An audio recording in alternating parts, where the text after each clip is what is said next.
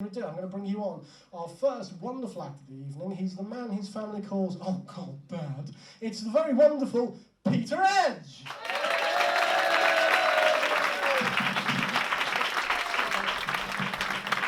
Thanks, Alan. Good evening, ladies and gentlemen.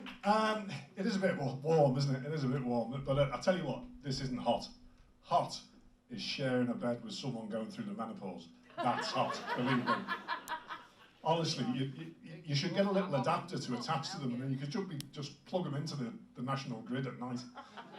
Much more efficient than any solar panel or wind turbine or anything like that. But I've come across from Prescott this evening to see it, and it's a strange place, Prescott. It's between St Helens and Liverpool, and it's got a bit of an identity crisis. And to tell you the truth, so have the people who live there.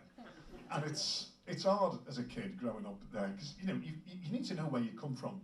But there's a bit of a rule of thumb which you can follow, which is that basically if your dad's sleeping with you or your sister, you're from St Helens.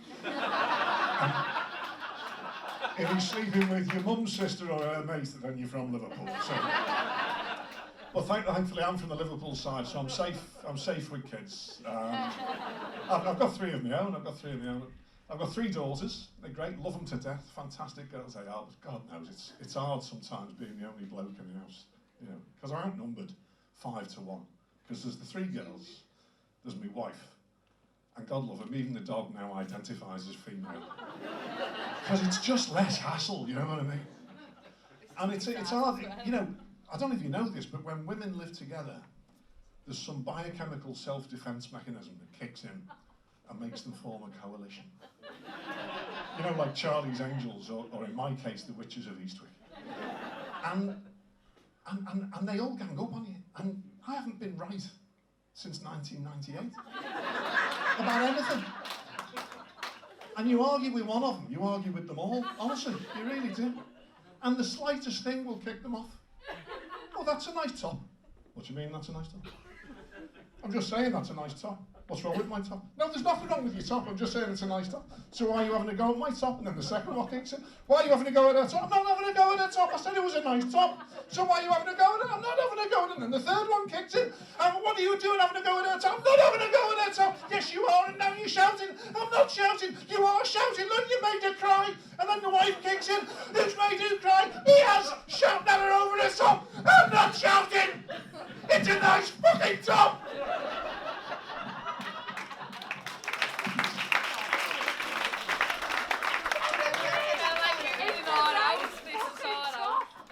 Well, why couldn't you just say it was a nice top? And it was worse a few years ago, because they were all teenagers at the same time.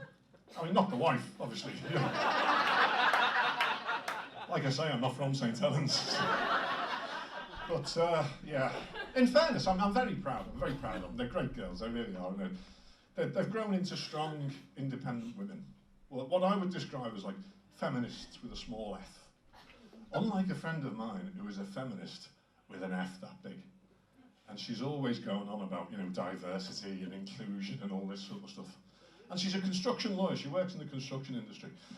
And she showed me this photograph the other day on her phone, and it was from a construction industry dinner. And she said, look at that, that's what's wrong with the construction industry. I said, what, why? She said, where's the inclusion? Where's the diversity? She showed me the photograph. And there's all these blokes on it, and they're mainly white blokes, about 25 to 50. I said, well, you know, well, so what's wrong? She says, where's the women? I said, well, I don't know. You can't say it's not diverse. You know, some of those blokes might be gay. Some of them might be in transition.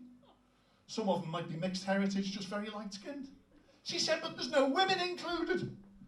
I said, well, you can't say, no, there's no women included. Name me one man who's ever properly included women in construction. And Fred West wasn't the answer she was expecting.